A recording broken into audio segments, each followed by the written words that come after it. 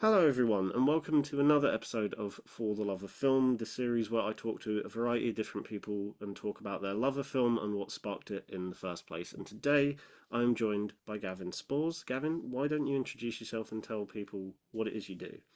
Hello, yeah, good to see you. My name's Gavin Spoors. I suppose, on the surface, I'm a film journalist and games writer, but I do a million other things as well, um, which probably get peppered in throughout the talk, maybe, but Yeah, yeah, always we'll busy. find a way. Probably the most notable thing that you do is being the deputy editor for Filmhounds. Deputy Yeah, editor for Filmhounds yeah. Magazine. Yeah, I don't know how I got into that position, but here we are. And I just hope I do a good enough job I for. mean, you for you do a pretty good job from my perspective. I mean, I've only been writing for you guys for the past year, but it seems like you guys are doing a pretty good job. It's good from my end. I mean, because the thing with Filmhounds is that there are just so many great like writers, contributing writers like yourself, but Mm, also like we are so lucky to have just the best editing team. Like mm, without like the reviews editors, the interview editors, mm. um, and everybody else part of the editing team, like Filmhounds would just not function at all. So I think this is just me having a shout out, praising the editing team because they are absolutely fantastic. They're always on it, Mm. and we would not be anywhere without them. Yeah, there are times where I see on the Facebook group that like you or Paul or Jasmine will put a thing out at like ridiculous o'clock in the morning saying like, "Oh, by the way, there's this thing. Does anyone want it?" And I'm just like, "Good God, how long have you been guys going for? Good grief." That's just the freelance life when you got a million different jobs and freelance gigs going along. You just got to do it when you can. So before we get into the main questions, again, you said that you dabble into gaming stuff as well as film stuff. I just want to hear, well, kind of very quickly before we get into the film related stuff, how you got into that, and also, correct me if I'm wrong, but you're also working on a game as well, like from scratch. Yeah, so with the games writing things, um, it's all about who you know. I mean, that's really how I've been able to get anywhere across all my different kind of avenues of work. Mm, Um, and that was because in some work I've been doing with like universities and outreach and recruitment work, I got to know mm, um, they were a college lecturer running a games course, mm, and we got to know each other. She abandoned ship, set up her own studio, mm, and got some funding in. And she knew that I was into writing because that's what I delivered for her students was writing and narrative workshops. Um, and she got me on board this mentorship scheme, which helped me transition from a film background into games. mm, And that's where I built up my portfolio. And really, it was just a crash course in actual games writing. There are so many similarities between like writing screenplays, like film, mm, short film, and games, but also there's so many like technical differences. And that was getting me up to speed. mm. She seemed to like the portfolio, and she brought me on for a few months onto her project as a writer. It's still the game's still in development. Yeah, I mean, look at games nowadays. Even if it's like an indie project with 5 people, it yeah. takes years and years and years. But it's all public. It's all out on. It's got like a Steam page and everything. It's called Brew S. Okay. Um, Studio is Fairer Games, and I mean, you see immediately like it looks gorgeous. The art Mm. style is incredible. Hopefully, the writing is okay before I contributed. Um, but that was just an amazing experience. And since then, done other mentorships and been trying to crack AAA studio spaces. I've had Mm, opportunities in terms of like interviews and stuff, getting to know people, which is great. And yeah, currently was in between kind of gigs and work on games writing front. I'm mm, developing my own game as a solo project, but mm, I can't program, I can't draw to save my life. So it's very much like a mm. classic text adventure kind of game. Okay. Um, so developing that, maybe. I mean, I set an original target of getting it out for the end of this year. It's Mm, probably not going to happen at this rate, but I'm hoping by sometime next year Mm, that that'll be released because it'll be a. I'm getting a little bit ambitious with it, with lots of branching narrative and a lot of mm, choice involved. But a lot of people, a lot of peers seem to really like the pitch, the concept. So I'm really excited to mm. really get into it and try to carve out some time for myself to develop the project. I can imagine with a text-based one, there's so many, like you've got to account for every possible path and action, and that can be where it kind of becomes a bit more of a strenuous task, where it's like, oh God, have I accounted for whatever happens there or what happens here? It's just so much planning Mm, at the forefront. And so the pre-production kind of stage for it has been, I've been mm, cooking this up for most of this year. mm, Um, Really just, well, I mean, in essence, just nailing down the idea, making sure the kind of the concepts, the story, kind of what I'm trying to tell, what I'm trying to say with the story is solid. But yeah, certainly in terms of the branching narratives and how the journey flows to different endings, yeah, a lot mm, of planning involved with that. yeah. But thankfully, the software that I use, Ink, Mm, it's really intuitive and it will flag up immediately if things okay. don't work, if there's like any loose ends or anything. So that certainly helps as well. Yeah. Um, so moving on from that to film, I just wanted to tax your brain on that quickly because I knew you were doing those sorts of things, and I was just intrigued to see where that was where that was going. But now back to the film stuff. Um, Starting off quite easy. What is the most recent film that you've seen that you've absolutely loved? It can be an old release or a new release. Just what is the first thing that comes to mind? It was actually last weekend.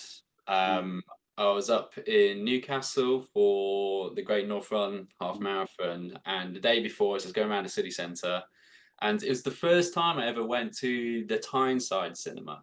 okay. Never been in there before.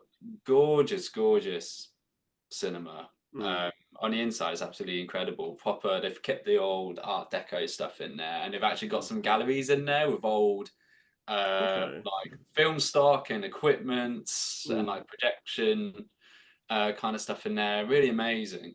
And I saw Sing Sing. Okay. I keep meaning to see this one, but it's not playing anywhere near me at all. Yeah, I've been talking to other people about it, and they've had similar struggles of it's just not playing anywhere nearby. So I was really Mm, lucky to catch it because that's been on my watch list for a while. mm, Um, and I was just absolutely blown away by Sing Sing. It's one of those films where mm. it doesn't immediately grab you at the very start, Yeah. but it reaches a certain point, like a certain scene kicks in, and then suddenly you're just awash with emotion, and you realise, oh, Mm, they've got me.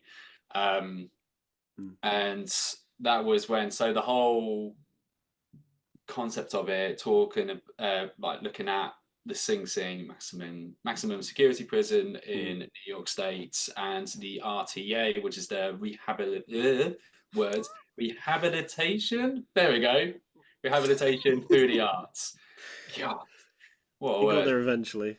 Oh, hard work. Um, so yes, this scheme that they have, which is real Mm, life, is still exists to this day, mm, and getting inmates to kind of better themselves through theatre productions that they put on and star in. And um, and there's a particular scene where the theatre director of the group gets mm, all the inmates to do like an exercise where they're talking about it's something along the lines of, oh, like explain like your happy place.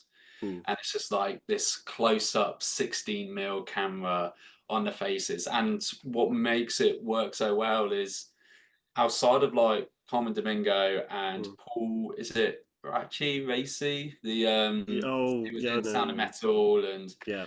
um he plays the theatre director, but everybody else, they are Mm, actual, they are the actual ex-inmates mm, and they're alumni of the RTA, and mm. they're playing themselves in this film, and they're going around, and it just like, I was just like a mess.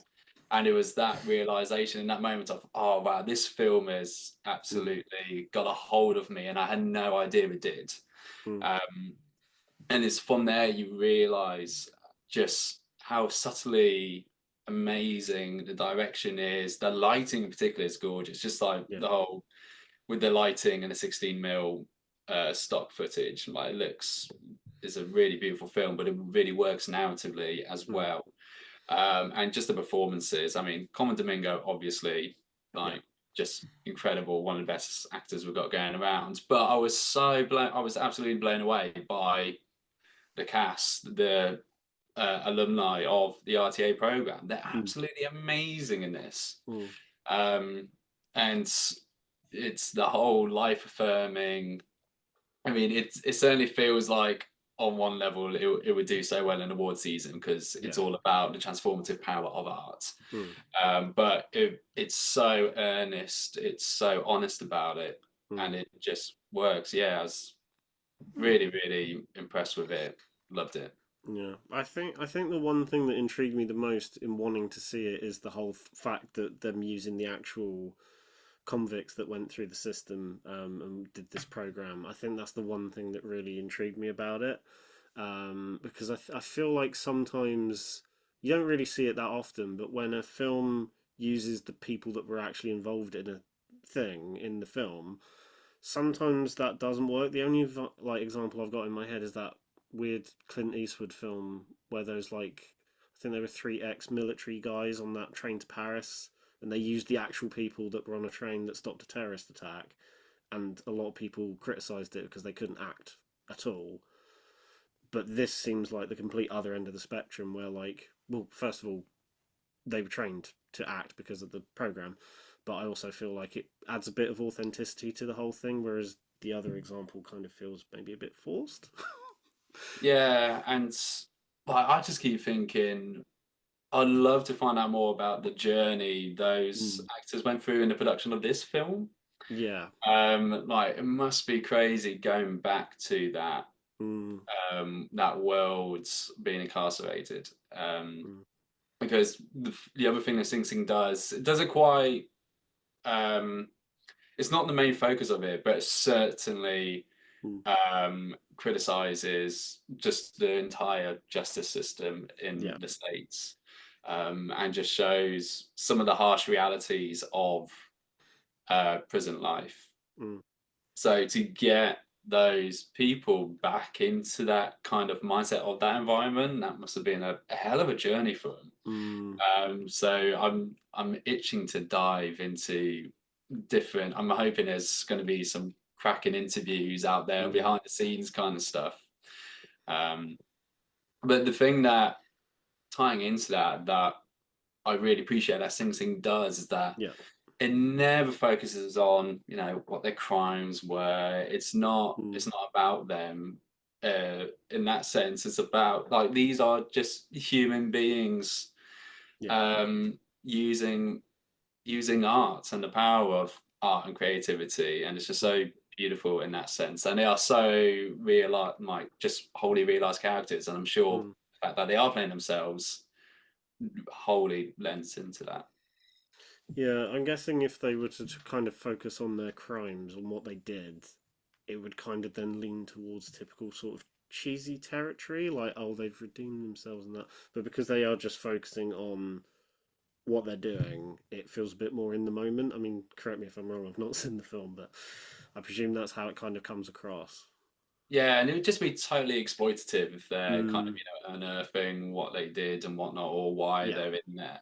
And again, yeah, it's just not the point of the film at all. Mm, Um, but yeah, if you can, I mean, if if it ends up being like an hour journey to the next cinema to try and watch it, as long as it doesn't break the bank or ruin your time, definitely worth going to. It for mm, me, it's up there as one of the best of the year. okay. That was like such an easy Mm, like decision coming out of it. It really is one of those mm, like it's almost like reminds me of like Spotlight, okay. where I mean for me like you asked me like oh favorite films are like incredible films like Yeah. I wouldn't be the first answer I come to, but every time I watch it I'm like Mm, this is just like a quietly amazing 5-star banger, and I Yeah. feel like Sing Sing is in that kind of category as well. Mm. Um, Yeah, I love those sorts of films where like I mean even like you said, you don't necessarily consider them as your favorite, but then you stick it on one day and you're just like, yeah, I forgot how great this was. yeah, This just it's so good. I will try and watch it eventually. I just need to try and find it. I feel like it's going to be a horrible thing of having to wait for it to come to streaming because yeah, it's already been out for a couple of weeks now, isn't it? Like a few yeah. weeks. That's why I was really surprised when it was still playing at the Tyneside. Mm. Thought, right, get on it. I'm not going to be watching Deadpool Wolverine again or watching Howard and the Purple Crayon. I think I'll go for Sing Sing instead. I want to just dive into the film writing and the journalistic side of things quickly. And I was just intrigued to know what actually made you want to pursue that writing in the first place. Was there something specific that kind of made you go, "That's what I want to do"? I mean, yeah, because I do dabble in lots of different writing Mm, areas. I mean, like in terms of love of film, that really came very early into my life and wanted mm, to pursue something within film. But I'll yeah. probably talk about that later anyway. But with film journalism in particular, that was I was out in the Netherlands for Okay. 3 months. That was after I did my masters in moving image and sound, Mm, and my partner at the time was doing their masters over in Utrecht, mm. um, at university there, and I went along and Yeah. essentially just lived in their student room, Okay. um, which for my mental, like, Mm, absolutely destroyed my mental health. mm, Um, but beautiful place. Like I love the Netherlands, mm. and Utrecht is beautiful city, and the people that the annoying thing, I hate the Dutch because I'm jealous of them. They are Mm, all tall, gorgeous, talented, the most loveliest people you ever meet. um, it's just amazing. But yeah, being like just stuck in the room mm. for all the time and having no job. I had no job. I ended up doing some Deliveroo Okay. uh, work just to Yeah. try and get some money in.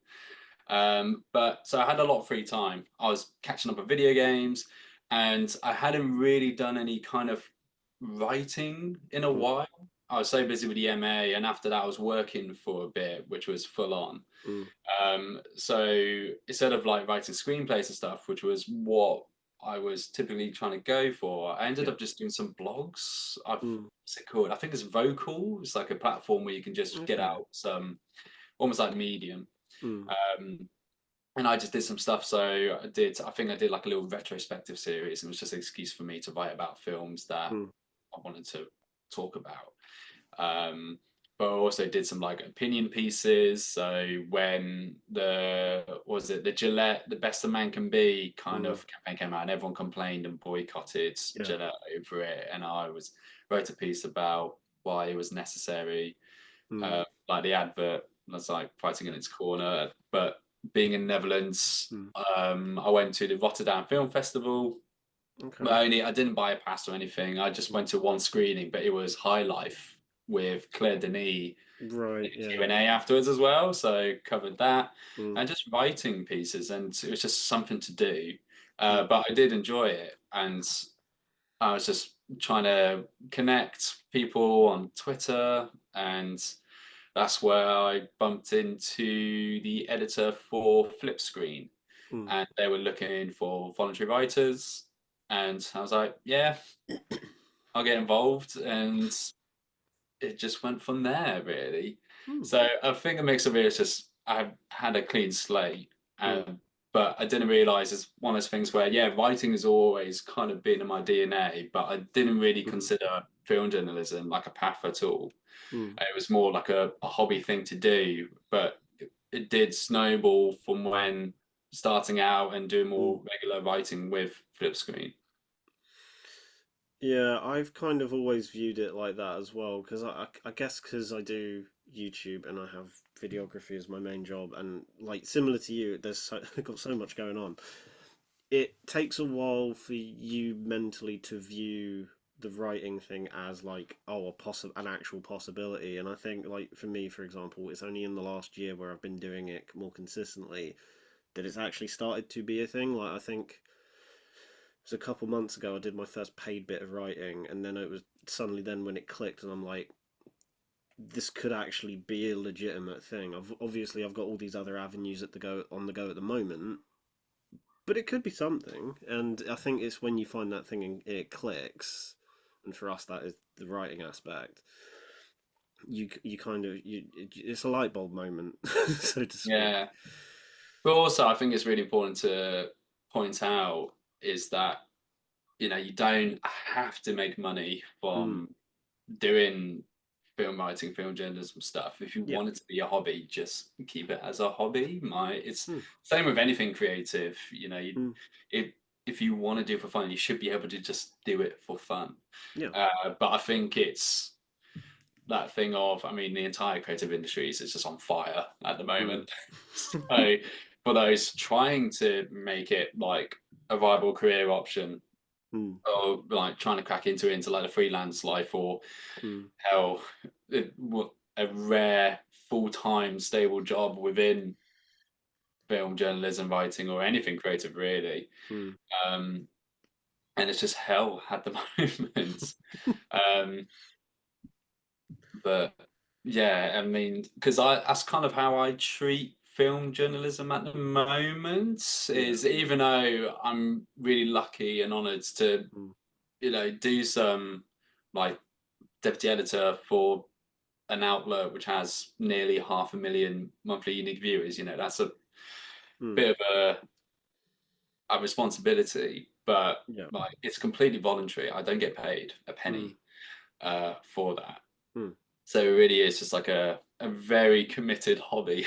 And that's absolutely fine. But I'm in yeah. that lucky position where, I do have a full-time job Mm, for actually supporting me as well. Would I like to work in film journalism full time? Absolutely, mm, 100%. But that's just not the reality in this current mm, landscape anyway. So yeah. it's just, if you're doing some voluntary stuff, are you happy with that? Like keep Mm. on at it. It's I've tough. It's a tough, tough world out there. Tell me about it. Yeah, I feel like with the voluntary writing as well, whether it be Filmhounds or other website, because like I said, I've only been paid for one piece that I've ever written.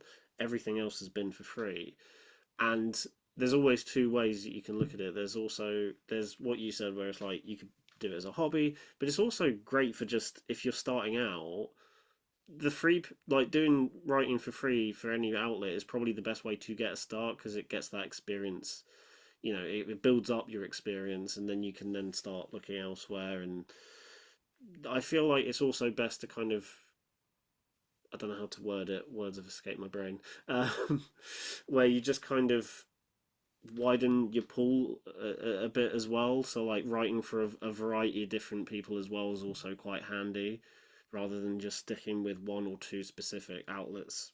Do you know what I mean? I know what I Yeah, mean. but also like I think that calls into question like the two main things you need in any creative field, which is Mm, that your portfolio and yep. networking. Like Yep. with if you got without either of those, like you're, Mm, you're screwed. You're not going to get anywhere. yep.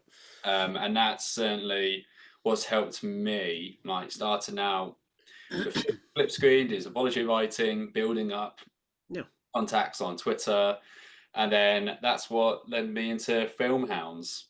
I Mm, just got approached by David Garlick, who's the trying to think what his position is now, because obviously Jasmine Valentine's the editor in chief, so yeah. David's like big boss manager The making it happen overseer. in the background. But yeah, David, yeah, approached me out of the blue because I had a presence, well, starting to get a presence online, and I had the Mm, portfolio to back me up. yeah. Um, so it really is all about who you know, but you need the work as well. Mm, Yeah, you might be best mates with somebody in a great position, but they're yeah. not going to give you work if you can't prove you can do it. Yeah, Um, you can't just grovel the whole time. no. There's only so far. Wait, can we swear on this? Yeah, go for it. Yeah. Yeah, it's only so far like bullshit. Like you can bullshit your way through things, but Mm. only to a certain point. So, um, Yeah, no, I yeah, and totally that's buy well, I've done several talks. I mean, a lot of it's that. in line with my full-time work, but as Yeah. a kind of freelancer, I've Mm. done several like talks and presentations at different festivals and events, Mm-hmm. and a lot of it is like just get build up that portfolio, Yeah. build up that network, and you'll be fine going forward with that. It's difficult, it's not easy, but Oh no. that's the best thing you can do.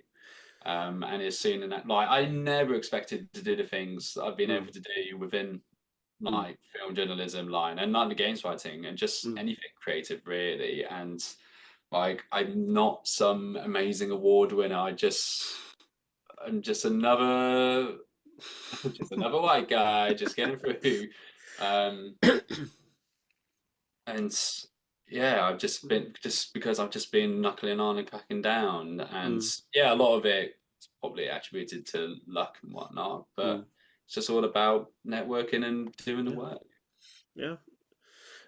I just wanted to kind of delve a little bit into your approach to writing as well while we're on this topic. Specifically like the journalistic side of things. Is there a specific approach to writing something, or does it kind of change depending on what it is you're reviewing, or if it's a piece, whatever the topic is you're writing about? It was really interesting thinking about this question because I don't think I really kind of just stopped, took a step back, and actually kind of looked at my approach to writing. Mm. It's just in my head, it's always Mm. just. I mean, a lot of times because there's always like a quick turnaround. You just don't have time. You just kind of put You just like do it. yeah thoughts to a Um, screen, and then it just kind of yeah. spews out. So it was actually really nice to take a step back and be like, oh, I think I Mm. actually do it this way. I think this is probably my approach. I mean, for Mm. me, because I'm not one of those people who goes into screenings and has a notebook and No, scripts things I down. can't do I'll be that. way too distracted. I'll miss things. I'll be useless at that. So I Yeah. just like, I'm just trying to lock in to what I'm watching. Yeah. But as soon as I'm out that screening, Mm. whipping my phone out, notes app, and I'm just Yeah. like getting as Yep. much as I can in the notes app. Um, because I do think that's important with, particularly if it's like reviews, Mm. um, of really kind of highlighting what that experience is Yeah. in those hour and a half to 3 hours in the screening room. Yeah. Um, because I suppose there are kind of two different approaches to Mm. reviewing, is whether you're capturing and highlighting what is the experience, the journey that you're going through as you're watching the film and experiencing it. Yeah. And there's the flip side where you're taking the hours, days Mm. to really stew on it, and you kind Yeah. of that post analysis in a way. Mm. So I think what I end up doing is trying to do a bit of both, where Mm. watch the film, I try to do a draft as quick as I can and just like a rough, horrible draft of just splurging loads of thoughts and just throwing out the wall. But then Yeah. if I do have the luxury of time, Mm. I'll put it away for a day or so, go back to it, and after mulling on it and see how that kind of works within the review, how whether it's in line with my original experience and thoughts or whether it contradicts it, Yeah. and then I kind of take it from there. um, but something I'm getting more conscious of as Mm. a writer as well, um, is trying to put a little bit of, trying to find the words, not so much like personality, Mm. but trying to have like a specific hook within the review. Because I think Yeah. what I've been doing as a writer, kind of in my early years, Mm. is it's kind of just a little bit. It always has the same structure. Mm. I always tend to do like, okay, explain a little bit of a plot, Mm. then okay, like just going through like the main beats. What's the performances like? What's the Yeah. cinematography like? Is the direction any good? Mm. What's the overall kind of feelings and thoughts with it? And it was just like a copy and paste of that. Yeah. And I started to fall a little bit out of love with my writing. It's like, man, it's just boring. So trying to have like reading other places, so Mm. like Roger Ebert websites Yeah. has some terrific writers on there, and just generally, other outlets, whether it's the other writers like work I'm editing within Yeah. the Filmhounds writers, or like God, when you try to think of the names and it all just Mm. goes out your heads, Yeah. like Coastal House Media stuff, Yeah. um, or like Get Your Comic On. Mm. And it's just reading peers' work and being Mm. inspired by everybody else and seeing what they're doing. And for me, it's like, yeah, we're trying to find a hook. So, is there a particular thought or feeling with the film that you watch that you can Yeah. kind of elaborate on and use that as kind of the basis of the review, while Mm. still touching on things like, because that's what readers typically want to find out, isn't it? Is the film good or not from the Yeah. perspective of that writer? But they generally want to kind of read about, okay, what about those things like performance, sound, direction, Yeah. etc. But having it based around this kind of unique Mm. uh, kind of hook within that. So whether it's particularly talking about a particular story element or particular theme that the film is trying to cover, and how those Mm. different production elements feed into that. Yeah. So that's been something I've been being a bit more conscious of, Mm. just trying to spice things up, I suppose, at the end of the day. I'm similar to you, especially in the sense that like I cannot take notes during a screening because one, it's pitch black in there, so I'm like any notes I do write are just going to be incomprehensible. Even I always do. I always make it a thing. It's typically at London Film Fest yeah, where I see somebody. Like typically, it's usually somebody I know. And I'm mm, not just going to do this to a stranger. It's a bit mean, but yeah, somebody I know and I could have a joke with, mm, say, "Okay, let's see your notebook," and it is just incomprehensible uh, glyphics in there. Like, yeah, can you read this? Like, come yeah. on. I think I had that. I was sat next to someone during a screening last year, and afterwards I'm like, well, as long as you can understand that, good for you. I can't read that at all. Yeah, I suppose. Yeah, as long as they can read it. But my question is, can you actually read your own scribbles? Oh yeah, this triangle means this, so I know what to write here. But I also totally get you in the sense that like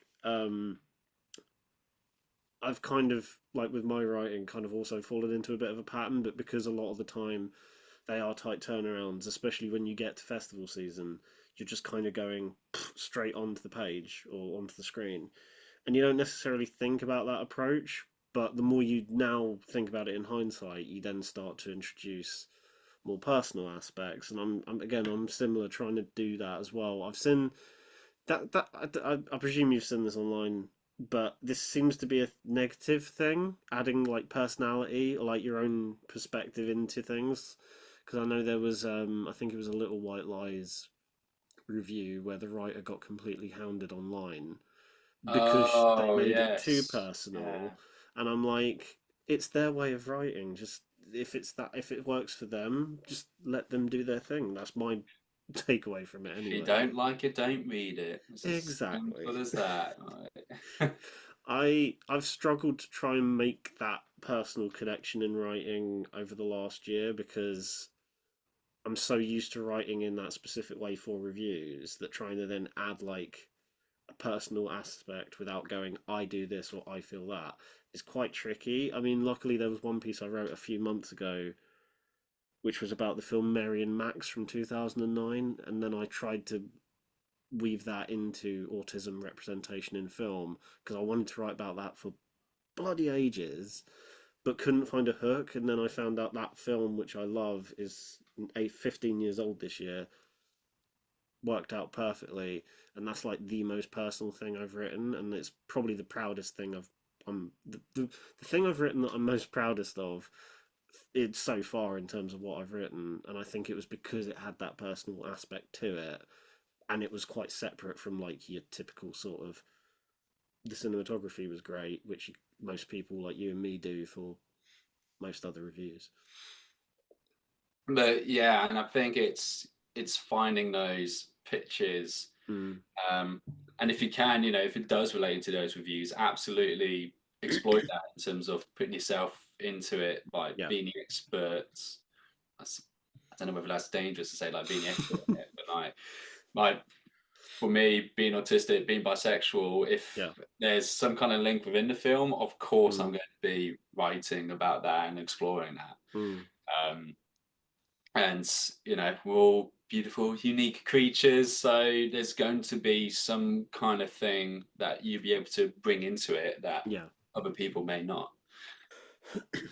Yeah, no, I totally agree. Even if it's a film, and again, this is something that I've heard people talking about over the last few months, and it's something that I'm trying to do, but I'm struggling with, is even if a film doesn't relate to that, is then trying to find a way to make it connect. Because I think someone on a previous episode, I can't remember who it was, said that like the best way to approach writing is to make it feel like it's going to connect to somebody. It might not connect to everyone, but like you said, with people kind of just want to read a review to see how good a film is, always try and find a specific aspect amongst that where it's like, oh yes, but I don't know, the thematic, like Sing Sing, for example, like the dramatic thematic core of the film might please you if you that way inclined. Just trying to find those specific aspects, I think, is always a good way to approach it as well. I've butchered that in terms of my wording, but I think you know you know what I mean. I got you. I got you. Yeah. I got you. But yeah, and I think that's kind of. I mean, you're saying it a lot better than I did earlier in terms of what I'm trying to do with my Mm, approach to writing now is yeah, you put in your experiences. I mean, that's what reviewers should be doing anyway. yeah. It's because otherwise it'll all just be the boring, robotic, same thing from everyone. Yeah. That's the beauty of criticism Mm, is that individual, that unique outlook from that mm. writer. Now, I know you previously mentioned that you've done a few talks, that you've done a variety of different things while dabbling in different areas. But I was intrigued to know if there is anything that specifically comes to mind that was like a career highlight, whether it be the journalism, the gaming stuff, just anything that comes to mind. I mean, it's one of those things where, like, looking back, I've been Mm, so lucky. There are just so many cool things that have happened. Like with mm, the game stuff, I mean, seeing a game project on the Steam page that yeah. you've been involved in, that was a very cool Mm, moment. And even just the fact of when it like signing a contract and getting paid to write on a video game. mm, And it was one of those, it was actually, in terms of the highlight throughout that entire project, it was like, what was it? It was like 7 o'clock at night yeah. after a day of work, but sitting like on a Zoom call with the creative director of the project Mm, and spending like 2, 3 hours just talking world building and yeah. characters. And there was like halfway through that meeting, it just like hit me like a lightning bolt of, I'm getting paid right now to develop world building and characters for a video game in development. This is like the best, most Yeah. amazing moment in my whole professional career ever. Like, it was just Mm, like, that's when I knew it's like, this is what I want to do. This yeah. is like amazing. If I could do that forever, that'd be amazing. So that was certainly a highlight with the games writing sides and like the Mm, film journalism stuff. Like, it's just so many lots of cool little things. But I mm, think a particular highlight is London Film Fest 2022, where Glass Onion yeah. played, and it was the Glass Onion press conference Mm, after the press screening for it. yeah. And Ryan Johnson is one of my biggest influences. Mm, Um, and is a bit of a hero of mine. And being sat literally feet away from Ryan mm, Johnson and hearing him talk was like, for mm, me, it's like, I was absolutely terrified to ask any questions to any on the panel and Ryan, so I'll Mm. probably just do something stupidly embarrassing. But just being in the room, being in environments, and yeah, Mm. that was a really, really, really cool moment. Yeah. Um, and I yeah, I do remember I didn't go to the press screening of Glass Onion. It was my schedule. I hadn't figured out how to properly do my press schedule back then, but in last year and this year I've mm, nailed it. Um, but I remember seeing a lot of people that I knew like at that press conference and kind of collectively losing their shit, and it was a nice thing to see, like from the outside in. It was quite nice to see everyone just kind of having a moment, and it was nice. I was actually because I've literally got my notes Mm, for like the highlights. It sounds so cheesy. I'm gonna say it mm, anyway, but generally, like working with and going to these events and yeah. having that kind of circle of like Mm, yourself, friends, all the other kind of mm, the hashtag film Twitter crew.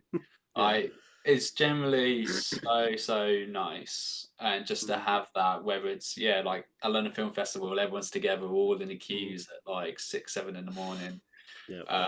and like going to like a press screening, and you're Mm, having a drink with everybody beforehand and catching up and just experiencing everything together as a mm, collective. Like the community is just mm, so great and and genuine highlights. And like I've got peers, colleagues, and even friends out of doing all this film journalism stuff. yeah. Um, and it really is a genuine honor to Mm, be a part, like a small slice of that. Um, because yeah, it's all fun doing the press screenings and like yeah. carpet stuff, but doing it with other people you get along Mm. with and they're supporting you, you're supporting them. Like that's just the cherry on top. It's so nice. Yeah, that's one of my highlights of doing London Film Festival every year is that I get to see the people that, as someone who doesn't live in London, I don't get to see half of the film community, film Twitter group as much as I want to. So I always kind of rely on film festival or drink meetups or I say press screenings. I've only been to three this year, but that's a start because beforehand I hadn't been to any like non-festival ones. But even that's really nice, whether it was Doom Part 2 or especially Deadpool and Wolverine, where we had a whole group of us just um, there and enjoying the moment. It's just a lovely experience. It's just, I don't know how else to word it. It's just, it's a nice communal thing. And I feel like, again, that's another thing we can kind of link back to the whole networking thing is like you will genuinely meet some lovely, nice people and friends off the back of it. Like there's now a small tight knit group that I feel like I've become a part of over the last 2 years, getting to know more people that we are now probably I would consider us all mates rather than actual like peers, Exactly. Yeah. and it's just a lovely feeling going to these Yeah. screenings and watching it with these people. No, 100%. Uh, yeah, it's yeah, the no, it's gone now. I was gonna make some cheesy comment about friends, but whatever. We've done enough cheese. No, that's the clip for TikTok. I can't let my guard down. It's like, I actually hate you all. I said too many nice things about all the film Twitter lot. Yeah, yeah. I mean, I feel like somewhere in there I've got the TikTok clip like already in my head, like the teaser clip. So veering away from the writing to actual talk about film, it's quite a big question now. What was the first film, if you can remember, that fully sparked your love for cinema? Oh, I remember. And it actually ties into Newcastle again Mm. because I was born in Darlington, which is like Yeah, hour 45 hour slash 45 minutes south of Newcastle. So yeah, like a lot of my like dad's side of family, well, like mm, Newcastle, like my grandma is a Geordie, still up mm, there. But I was like, what, 4, 5 years old.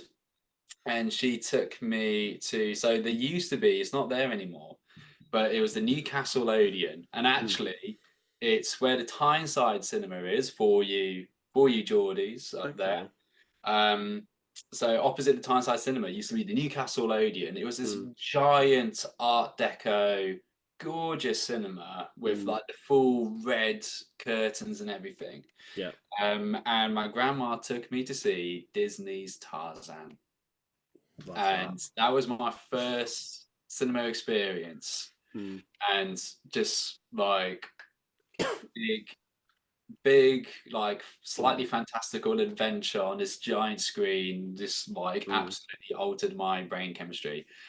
Disclaimer: I am not a Disney person. Please mm. do not mistake me for being a Disney nut. I am not. I'm not very much of a Disney fan at all. But Tarzan got me in cinema, and being a little autistic kid, I was absolutely obsessed. I Mm, think I ended up getting my between like my parents and mm. my grandma take me to see Tarzan like 4 times in cinema. Blimey. And I remember, I was like six, Mm, 7 years old, and I was writing in like a little notebook, just like film titles, run mm, times, and a synopsis for these things. Like I was just that was it, and it was just film, film, everything, film, film, film. mm. So I am unfortunately in that camp of I've loved film ever since I was little, ever since I can remember. Unfortunately, in my case, that is true. As horrible as that is, um, We're bringing it back around to the cheesy stuff again. I love it. you can't escape the cheese. But you know what the kicker is? I don't even like cheese. I will eat a pizza, and that's as far as I go. I don't even like cheese. Oh dear. Can't make this up. uh, But yeah, I mean, but also I think what Tarzan definitely influenced yeah. seeing it at that age is Mm, like my love for like classic action adventure and like I mean yeah. obviously Tarzan is not fantasy, but I Yeah. think there's something about it that's kind of skewed me towards fantasy genre.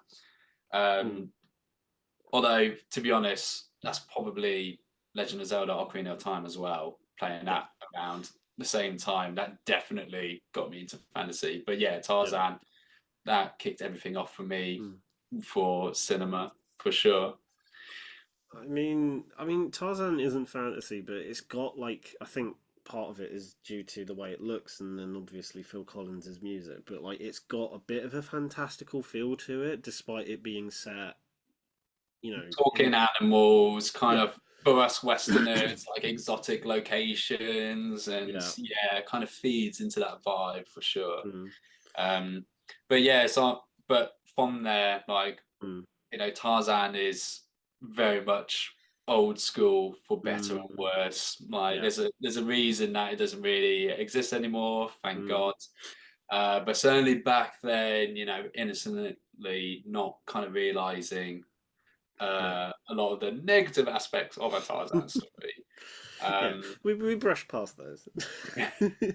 but 4 or 5 year old me, Yeah, obviously not thinking about that, but just mm, seeing uh, like Tony Hawk's grinding down tree yeah, vines and yeah.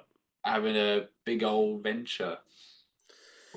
So now I want to kind of just go to the complete other end of the spectrum.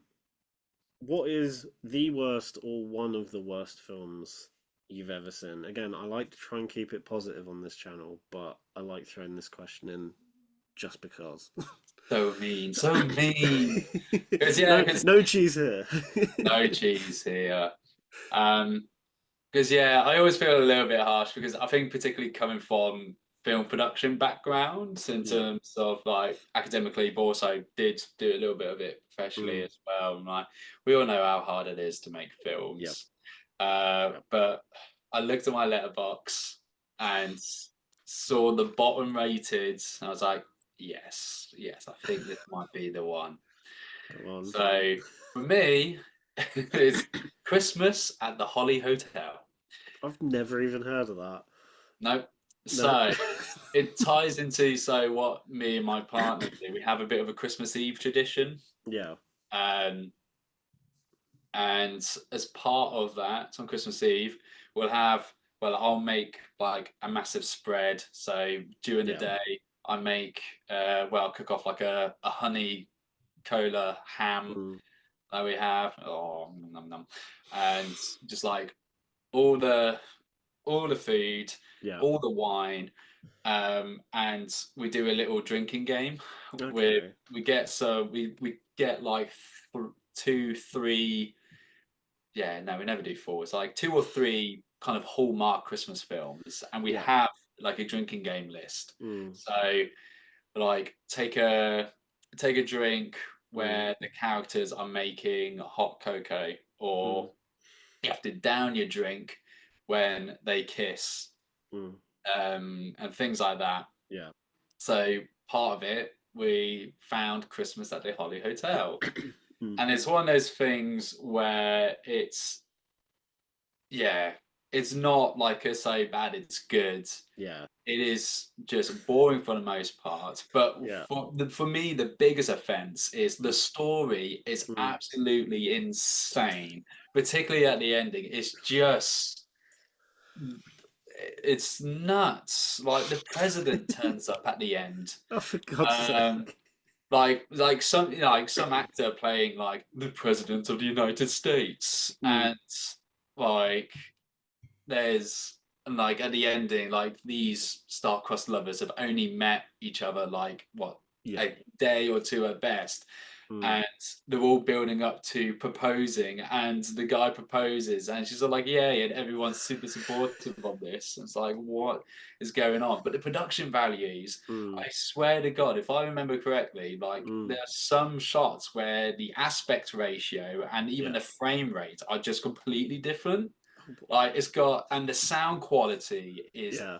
awful. Mm. Like the sound quality dips in and out, and it's just like in terms of the production Mm. values, it's horrendous. Good God. But and it really is those different things of just the most craziest story and arc Yeah. and awful production values with just your stereotypical, Mm. she's a big city girl who meets a cop in a small town and they learn the value of love and Christmas. Yeah. Um, and it's just a horrible, horrible concoction. And the president's there for some reason. And the president just randomly turns up at the end. Oh Like, God. yeah, it's just bad, bad, bad. I'm so glad I've not seen any Hallmark, like what I would deem as traditional Hallmark films. I'm so glad I've not seen. If I have seen them, I've deliberately blocked them from my brain. But as far as I'm aware, I've not seen There any. are a couple surprisingly okay ones. Mm. Like there's stuff in it where you're like, oh, actually, some of these elements are quite Mm. good. So it's definitely worth. It's. I mean, turning into a drinking game like is a lot of fun for us, but Yeah. along the way you do get some surprises. Mm. Of that was actually pretty good. I do find it funny as well when like you get these straight to Amazon or straight to Netflix films that are like trying to brand themselves as like this new, different, quirky romantic comedy, but it's just a Hallmark film with a different coat of paint on it. Yes, Like, and that's definitely like we've been doing this mm, for a few years now, and that's certainly mm, something that we've noticed.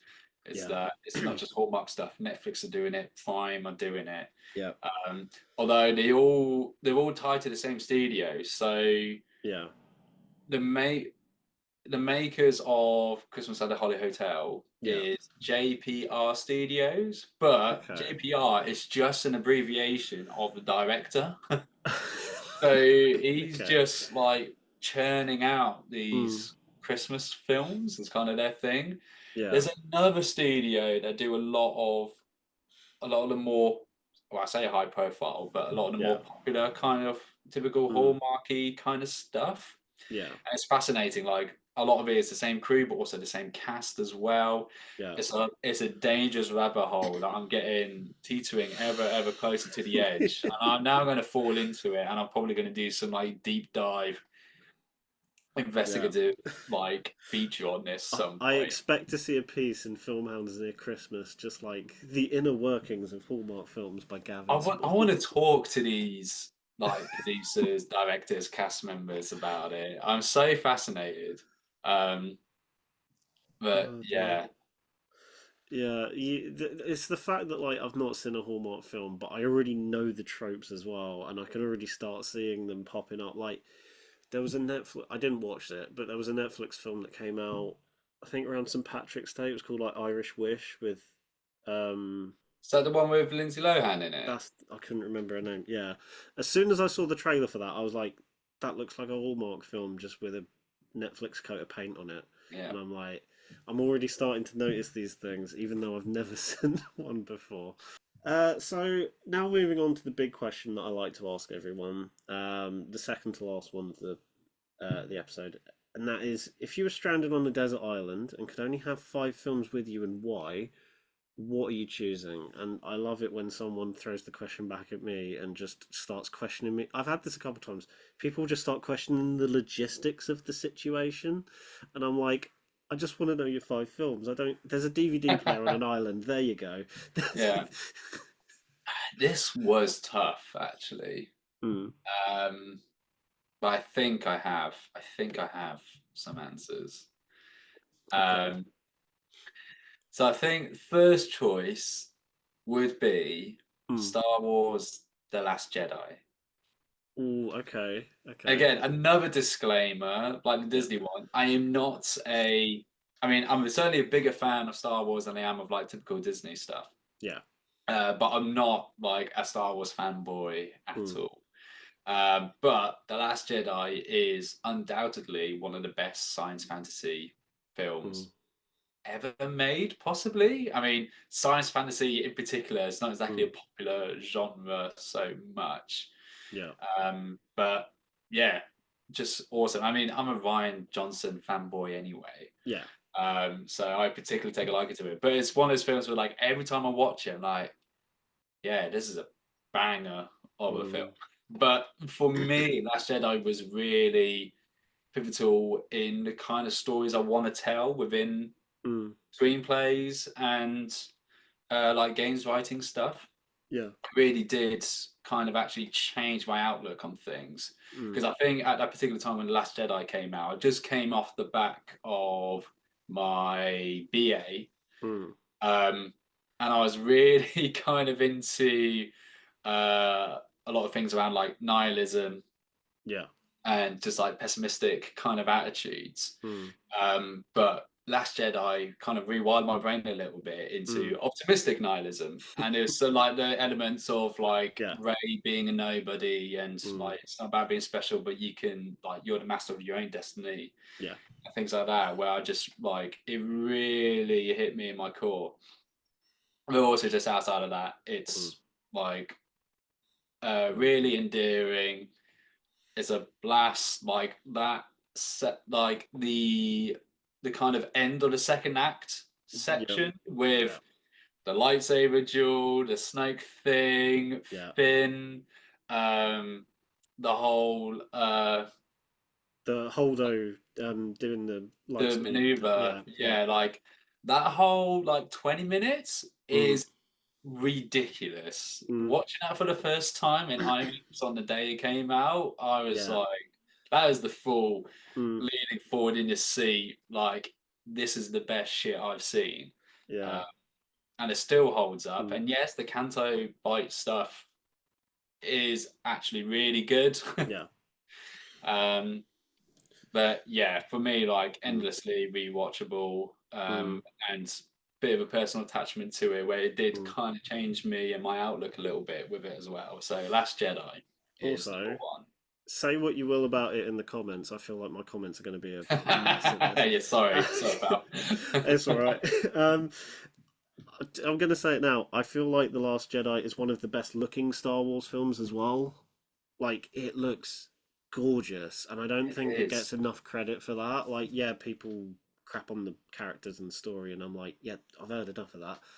The cinematography and the visuals are gorgeous in the film, and no one ever talks about it. And you know, and well, two things I'll point out with Last Jedi. Mm. One, the whole scene with Luke on what's the planet called? Salt Oh Planet Christ! for the finale. Oh, Crate. Great, thank Yeah, you. Yeah, when he's yeah. walking through, confronting the First Order, and the mute like John Williams Yeah. scores builds up as he's going out there, and then that final shot of Yeah. Luke in front of the age. Man, that is just like it gives me goosebumps when watching or even thinking Mm, about it. And also, mm, The Last Jedi has, you know what, I will say, it has one of the best endings mm, in a film. mm. Certainly the best ending in a Star Wars film. Yeah. And and I think that really ties as well into like that positive, optimistic outlook. And it's just Yeah. like, how amazing is that? Of the kids holding his broom like a lightsaber, be like that Mm, inspiration. Like, mm. it's just Yeah. like just a beautiful, beautiful in terms of like visually, but Mm. narratively, Oh yeah. thematically beautiful at the ending as well. You've made me want to So rewatch the last. You've made me want to rewatch it now. You really made me it's want to making me rewatch want to rewatch it. it now. Yeah. What have So you got good. as your fourth pick? So again, I know you said about like changing the rules and stuff. Yeah. Is having the entire Lord of the Rings trilogy as one option cheating? I've allowed, I think, two other people to do the same, so I'll let you do the same. Yes. Lord of the Rings trilogy. Best trilogy out there, perhaps. Mm. And for me, possibly one of the best cinematic achievements in history, Oh yeah. where everything is like at the top of its game Mm. in terms of, yes, I don't think the performances get as much praise as they should. Yeah. But the performances are outstanding. Like the direction is incredible. The sound design is nuts. Mm. Visually, like cinematography, the iconic score is like one of the best scores in cinematic history. The Oh yeah. costume designs are like every single element Mm. of that film works and works amazingly well. And when it all comes together, it's like I did a rewatch last Christmas, maybe, Mm. and it's been like a couple years since I last watched Lord of the Rings. Yeah. I just like constantly thinking throughout it, like this is some of the best shit I've ever seen. Like, and Mm. it holds up so well. But just like I don't think, I mean, compared to Last Jedi, I think everyone's going to agree with Lord of the Rings. You Yeah. know, I yeah, feel I like just the comments will think forgive you now. that. But I mean, and again, like I'm a massive fantasy Mm. and sci-fi kind of guy. So Lord of the Mm. Rings is for me as well as a kind of writer creative, Mm. like Lord of the Rings is the kind of stuff I want to make Yeah. and the kind of story I want to tell, where it's telling these very human, Mm. very like what's the word? Not relevant.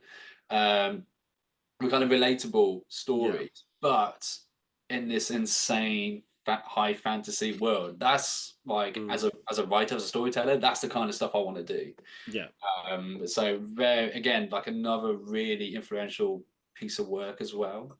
In terms of the story, the kind of stories Mm. that I want to make, and the kind of stories I particularly skew Mm. towards, is you're highlighting all these very relatable themes, but in this Mm. super creative, super awesome world that you're building as well. So, what's your third pick? So going on the Christmas bandwagon again, Okay. Muppets Christmas Carol. Yes. Yes. No one's picked that yet, and I'm so glad. I'm so glad you picked that. Is the best, is no argument. It's the best Christmas film, Mm. without a doubt.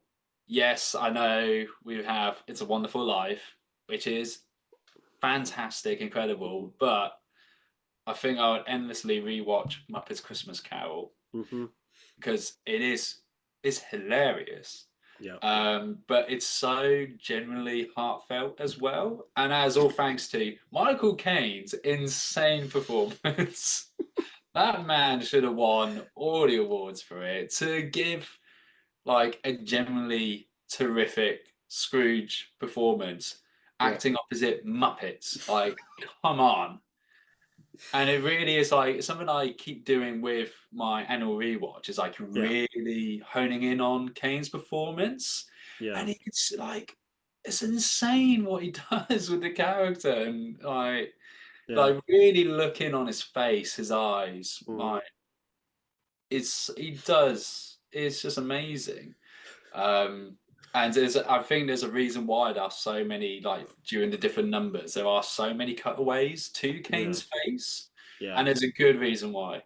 Um, but it's just, yeah, it always puts a smile on my face. Like, Mm, with Desert Islands, we Desert Island pick. That's yeah. going to be a film that I can happily rewatch. And Mm. the musical numbers are really good as well. Oh yeah. And there's one that is just coming to my mind now, like a lovely shot of Kermit and Tiny Tim where they're walking through the street, and Yeah, you could clearly see it's the rotating yeah, set. It's just yeah. like a nice, like old school filmmaking stuff. That's really wonderful to see. I'm so glad you picked that because, I mean, if you wanted to keep it on brand, you could have gone with like Muppet Treasure Island, but with Tim Curry doing his thing. Uh, Yes. but I'm so glad you picked that because no one's actually picked a Christmas film for that question before. Come to think of it, I don't think anyone has. But every year, me and my family have three films we watch on repeat for Christmas. It's Muppet Christmas Carol, almost said Treasure Nice. Island, National Lampoon's Christmas Vacation, and Home Alone 2 because it's funnier than the first one, and I won't hear otherwise. Ooh. Tim Curry again. But the funny thing is that as you're talking about that, I'm just like, well, it goes for all three of those examples, but like it's endlessly quotable as well. Whether it's the songs or just Tiny Tim going, "It's a goose, it's a goose." Or my favorite moment in the entire film is Rizzo kissing Gonzo on the nose. Yeah, That is yeah. the pinnacle moment of the entire film. Absolutely gets me every time. Oh dear, It's great. I mean, I'll be watching that again this Christmas. But I love the music so much. I've got the vinyl picture disc of it, and that's like one of my most prized possessions in my vinyl Oh, collection. It was not a bad price, but as soon as I saw it, I was like, I'm having that. Like, I don't yeah. care. I don't care if someone's already got it for me for Christmas. I'm getting it now.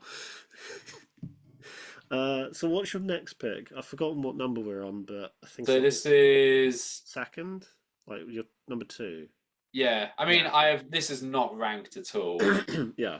for me. But yeah, my number two or number Mm. four, whichever way Yeah. you're looking at it. Second last. So I wanted. So I was thinking, okay, I need a pick that's going to be a bit sexy, probably be a bit queer. Yeah. So I've gone with Passages. Okay. So because it's sexy as hell, Mm. um, it's quite like I really like what the kind of themes are with it, and Mm. Franz. Oh, what's his surname? Oh, I can never bloody The remember lead. it. God. But like his character is so Mm. brilliantly awful. The main trio of cast in it. Mm.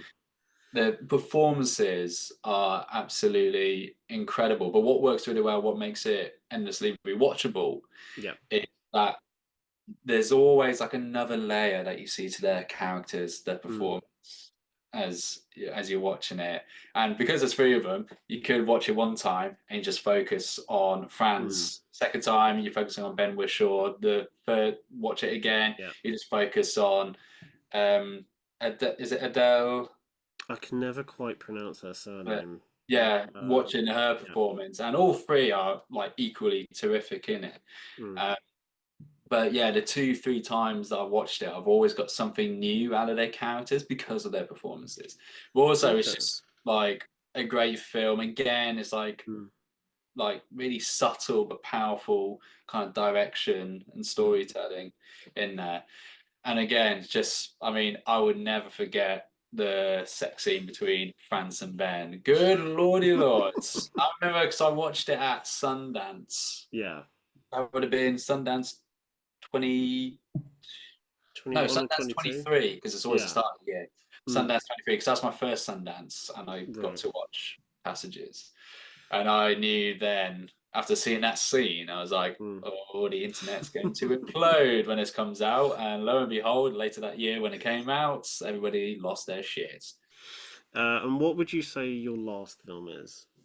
last one. I'm confident in picking this one. Okay. Tron Legacy.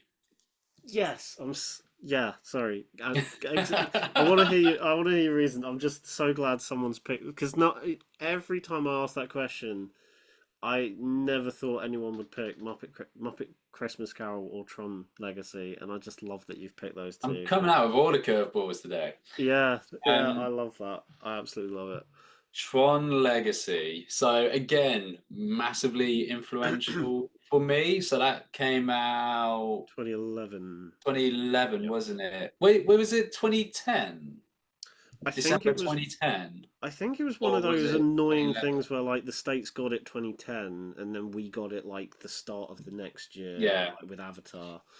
But either way, I was at college. I think I was Mm, in my first year of college on a film course. yeah. Um, and like just the whole visual style Mm, of Tron Legacy, I yeah. was like, it's one of my favorite kind of, yeah, visual looks Yeah. in any kind of medium. I love it. Mm, Um, and I remember because I think I was either saw a trailer mm, or I was reading some stuff in a magazine or online about Tron Legacy because I wasn't like, yeah. not like I seen the original Tron beforehand, and I was Mm, like some young raging fan about it. Just mm, saw this Tron Legacy thing. I was like, "What is this mm, thing? This looks amazing!" And got slightly obsessed. mm, Went back, like watched the original, which is um, mm, there's still some like cool stuff in it, and I was like obsessively like getting Empire magazines to read like their kind of like yeah. on-set features that they do Mm, on it, and I was getting so hyped up for it. Dragged my friend out to watch it on opening night. There was only like 20 of us in the cinema, yeah. but seeing it in 3D on opening Mm, night at like the local view. yeah. Um, and I was just like, yeah, absolutely blown away by it. But Mm, obviously, like, I'm a big Daft Punk fan as well, and yeah. obviously one of the best soundtracks in Yeah. cinematic history because it's Daft Punk, of course. It is amazing. Mm, Um, but actually, the one thing that I still defend to this day is the story because everybody mm, says, okay, it looks great, like the soundtrack is obviously top tier, but mm, story, the dialogue's naff. I'm like, actually mm, it's got some really cool narratives in there. yeah. I actually think the story is pretty good. Mm, And yeah, the dialogue, like, it's a bit cheesy, but I kind of like it, kind of works mm. into it. I mean, come on, bio digital jazz, baby. Like, where else are you gonna get more ridiculously awesome lines like that? Yeah. But Also, I can't imagine anyone else saying that line other than Jeff Bridges. exactly. Oh my God. But I just love the Tron world, and Mm, that's all because of yeah Tron Legacy. mm, Um, and actually, I was lucky enough. I went to the BFI when the BFI had an IMAX 3D screening of it yeah. earlier this year, and Mm, that was awesome. Um, yeah, good crowd of that. But yeah, Tron Legacy, I mm. love it, love it, love it, love it. I am one of the sole defenders of that film purely because I went, I similar to you, saw it in 2011.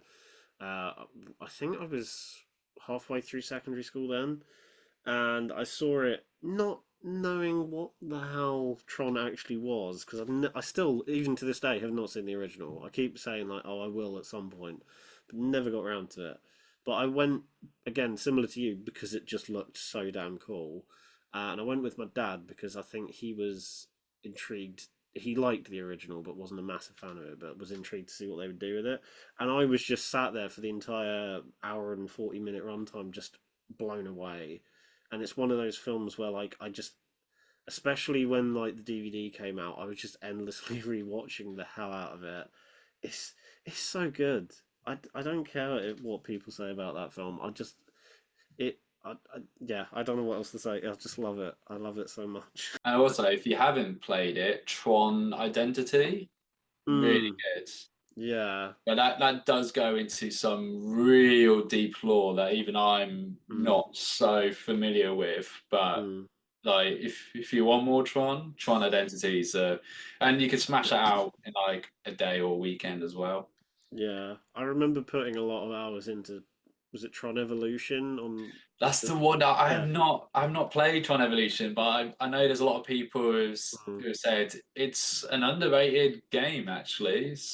I played the PSP version where it has no story and it's just a ton of mini games. So it was kind of like Oh.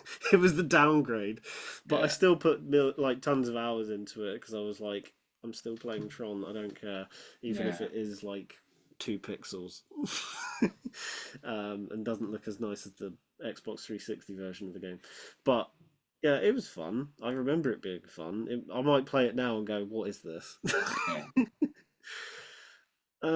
So the last question that I just want to throw out there before we end things, it's just a general one. What is there coming out in the next few months that you're particularly looking forward to? I know I've kind of thrown this one at you, but just anything that comes off the top of your head.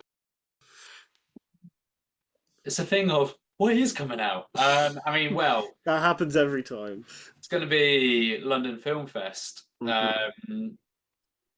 So we've hopefully going to catch a few things. I'm not going to be around the festival that much. Mm, I'll be there for a few days mm. across the week and a half. So certainly on the watch list for that. Night Bitch, Yep. I've purposefully not seen the trailer that Mm, everyone's kind of going nuts over for bad and good. yep. I mean, like you just need the pitch. Amy Adams turns into a dog. Sign Yep. me up on that. Yep. Um, I mean, a lot of the London Film Fest stuff and what I want to see Mm, is because of buzz from their other festival runs. So like yep. Anora, Amelia Perez, because they've Mm, done so well in other places. All Imagine as Light with its mm. can kind of success. What's on the list? I've got it in my notes of the stuff I want to I see. think I remember you pointing out queer in your TikTok Queer, thread. I Yeah. am yes. I mean, it's all in the title, and Daniel Craig, Yeah. and it's Luca Guadagnino. So Yeah. yeah, I'm very excited for Queer. Gosh, what else is there? Where's my notes? Here we go. Memoir of a Snail. Yes. I love my animated features, and that got was it TIFF? I think it was Oh, Telluride. Telluride. Was it Yeah. Telluride? Yeah. Got really good buzz from that, so Mm, that's certainly gone on my list. And Flow, another mm, animated feature.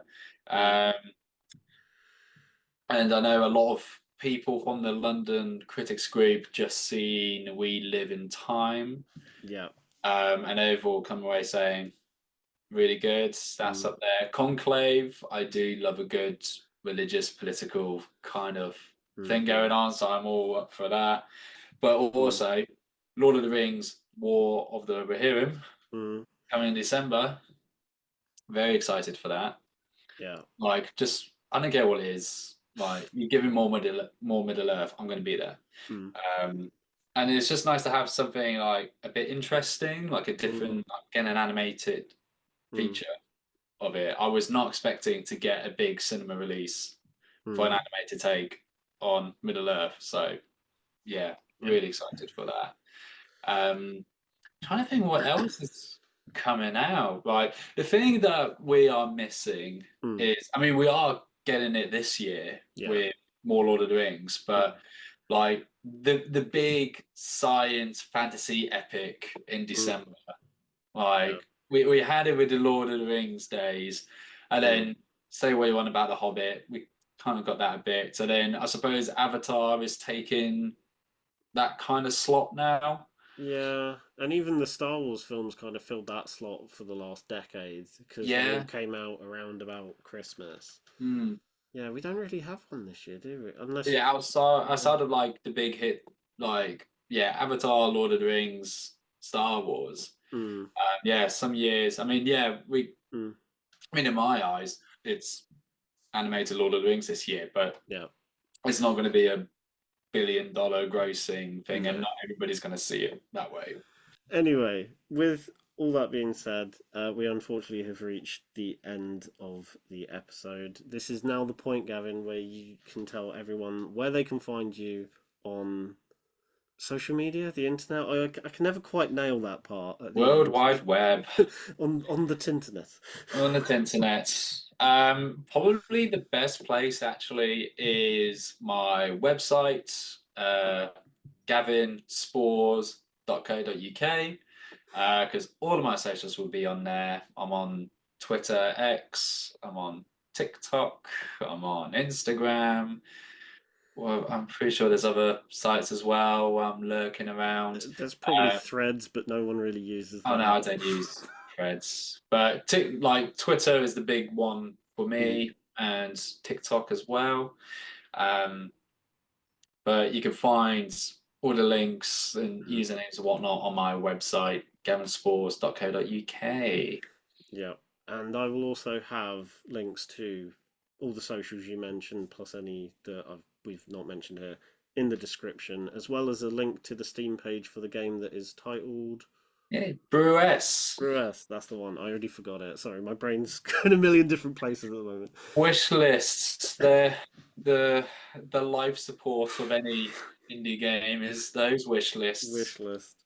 I will have the link for that, plus all of Gavin's socials in the description below. It's been great having you on, Gavin. I've loved chatting about film with Thank you you, for and having me on board. It's nice to catch up as well because it's rare yeah, that we we get to catch up. So it's the it's fun. downside of not living in London. I don't get to see anybody for like a whole year, and then London Film Festival comes along, and I'm like, I get to talk to people again. Yay! Yay! Anyway, it's been lovely having you on. If you like the video, then give it a thumbs up and subscribe to the channel. Almost got that the wrong way around. And if you like, and stay tuned for the next one. I never can nail the outro. God damn it! Bye, everyone. The work in progress. God damn it. Bye.